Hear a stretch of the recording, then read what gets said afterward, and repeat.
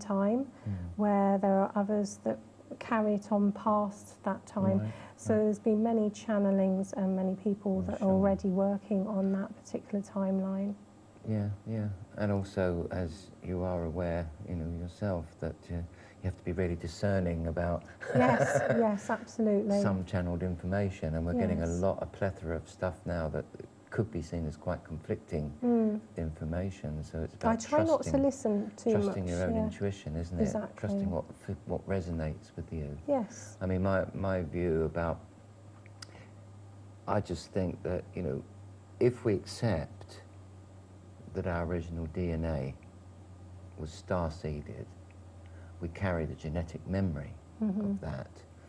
There must be a way of accessing that genetic memory, but the whole time we allow ourselves to be kept in fear and disempowered, our vibration will be too low to activate what I call our star codes. Yeah. But as you raise your vibration, that vibration is going to hit a particular resonance where we'll start waking up and remembering. Do you think that? Yes, because when in the time, I know I keep going back to Lemuria, but many different star groups, star people had asked to come to Lemuria. So already in that timeline, you've got many different races all coming down to try and learn to live within a physical body. So right from that get-go, if you like, there is the star energy there. Yes. There's stardust, you know, it sounds fanciful, but there is stardust within all of us. Well, it's all made of interesting the same because stuff. are you familiar with the Hopi Indian prophecies?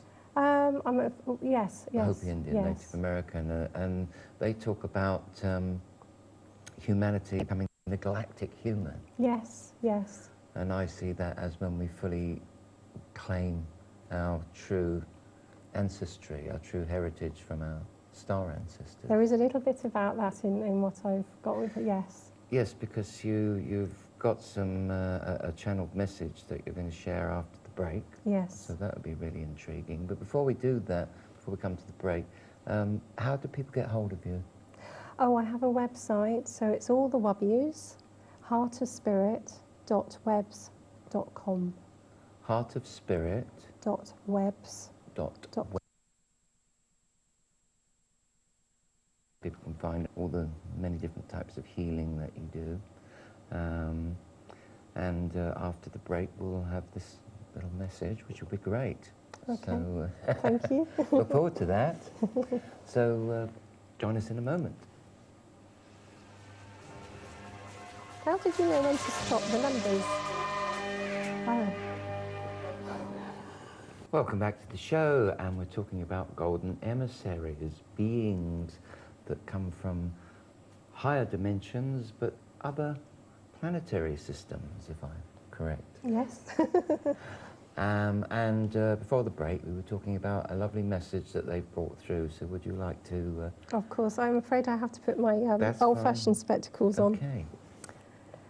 Quite often at this time of year, it is a time of inner reflection, of reassessing what has been going on during the past year, seeing and remembering all aspects and lessons, both good and bad, that have been brought to you in the last year, and bringing forward the energy that you wish to see for the coming year. Much like a caterpillar in its cocoon preparing to emerge into a beautiful butterfly, bringing transformation and beauty and showing others that beauty that lies within your soul. That beauty, that light that you are, and being free to express and truly be in your I am presence, to be you, to fully step into your soul light, to show others your true nature without fear, to walk forward in this coming year, revealing your light more each and every single day for all to see, to bring your light to areas of darkness, to live through your heart, fully in love and compassion to all those around you. Because everyone around you is your family that varies so much in their nationalities, races and species. Yet you are all one family, all birthed from the same beautiful divine light. So as you reflect towards the end of 2011, we urge you in 2012 to fully follow your inner guidance, follow where your heart takes you and your passion takes you, and to let go of the shackles that have bound you for so long. Let go of all emotions that serve you no purpose, such as fear and anger. To start remembering why you agreed to come and walk on this earth plane at this time. To accept the path that you have chosen. To sometime go where others fear to tread. To walk where you feel guided. To be open to the changes that are occurring for you at this time. Some of you will change locations and jobs, more in keeping with your vibration.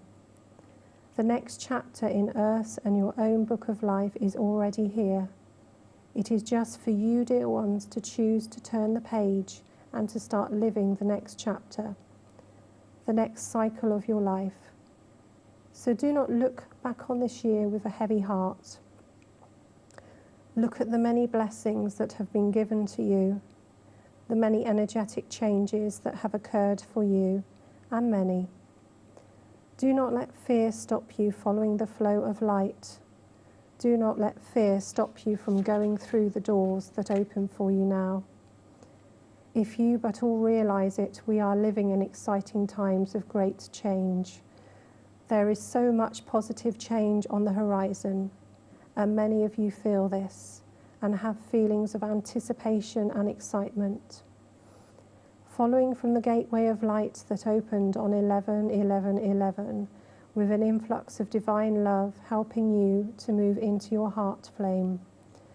The opening of your heart will continue until this energy, your divinity, is fully grounded in 2012. It is a time, as we have already said, not to be isolated or feel alone from others. Learn to see all as your brothers and sisters, as indeed that is what they are. To fully live from your heart flame, as we were in the times of Lemuria. To live synergistically with all species, races, animal, mineral and vegetable. There are many star groups gathering who are starting to move forward more, to make themselves known. They wish to help with this transition at this beautiful and auspicious time. We are now entering into the shifts, and alignments have become more regular, like stepping stones progressing forwards. No longer live in isolation or judgment of those around you. Open your heart and show love. Show compassion, be as one. This is a time of coming full circle, back to how it all began, to live simply, joyfully and abundantly with all. We see your beautiful souls, your inner light, in all its glorious beauty. It is time to fully remember that which you are. Beautiful beings of light with amazing potential within you. We watch excitedly to see you unfurl your energy and extend your light bodies, remembering your true nature of divinity and pure love. So walk into 2012 with love in your heart and with your heart wide open, and learn to come from your heart flame guidance. We ask you to make your decisions and interact with others from a place of love, even those you will find hard to do so. As you come from a place of love and interact with others, it will help them to raise their vibration, because they are your family. You are of one light, one consciousness, one source. So we wish you well for this festive season, and we send wishes of love, health, abundance, and all that you wish to come into being for 2012. Because you can create your heart's desire, you have always had this within you. No longer be in fear, sadness, pain or anger, but live with hope, joy, love and peace. Enjoy the wondrous events yet to unfold. It's exciting, is it not? Blessings from the golden emissaries of light. That's beautiful. That's very uplifting, isn't it? Thank you. I'm sorry my voice got louder, but as the energy comes through, it often does. That's absolutely fine. That's absolutely fine. So what plans have you got for 2012? I I just take each day as it comes, So do Nick, I. to be Yes, honest. live in the now. Try to live in the now. Try to keep it as simple as try. possible. Just Try- be. Trying becomes trying. Yeah, exactly. And the more, my Tibetan guide always said, the more that you look for something and the more that you try, the more it will elude you. Yes. And if you just relax and allow things to open up, they always do. Sure. Now you've got an interview, haven't you, coming up shortly, is that right?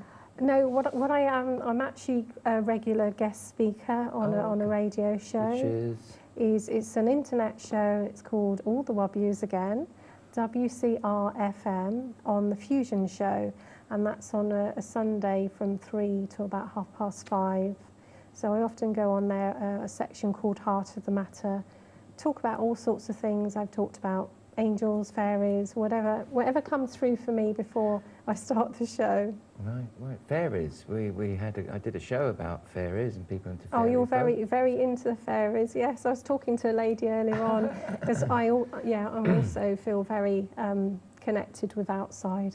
So. Yeah, I mean, because nature's always played a very important part in my life. I spent my childhood happily sitting in trees, so I feel very connected with the nature spirit energy. I mean, again, the fairies, the fairy folk, like the angels in their natural state, are just pure energy, pure light pure beings, love. but they'll present a form that you can kind of identify with, won't they? I mean, being outside, I don't know about you, Nick, but is where I feel most connected to all that there is. It's absolutely imperative for me to keep that connection with nature. Yes, I feel, I don't know how I can describe it, but if I don't get my fix of going outside, I do go a bit stir crazy, as they say. Because it nurtures you, it nurtures your well-being, and that's really important to maintain your well-being, because that keeps your vibration at its highest frequency, which raises the vibration. Well, don't you find? I mean, I admit it. I do like to give a tree a hug because I feel their beautiful energy. But when you can go out outside and you can be having a really bad day, and then you'll come back and you feel taller because your energy is increased. Absolutely essential. I stress this over and over again at my workshops. Keep that connection with nature. Nature and nurturing. That's it. Nurture yourself. Yes. And on that note, we've come to the end of the show, sadly. Oh, that's a shame. Thank you, Penny, for joining us. Thank you, Marayah. Thank you for having me, Nick. Thank you, all wonderful beings, for coming through. Thank you. They were here. That's wonderful. Thank you very much. And as usual, we finish with our goddess tip for the day and a piece of music. My goddess tip for the day is on angelic communication. The angels are beings of light sent to help and support us while we navigate this often tricky road called life. We have angels for all different kinds of life issues, whether it be work, family, friends, even angels who can help us find lost objects. Your angels want you to get in touch with them. And the best time to do this is when you're in a calm and relaxed frame of mind, so you're most receptive to the communication. There is no kind of angel speak required. Just ask that your angel be with you in the way that feels right for you. Angels are there for us 24/7. All we have to do is ask. Okay, this is the part of the show where we finish with a piece of music, and once again I'm joined by the delightful Delamere on flute with her wonderful fairy gear, and of course Tokes Coco with her wonderful dance. And this is called The Healing Waters. It was actually the first piece of healing music I ever wrote.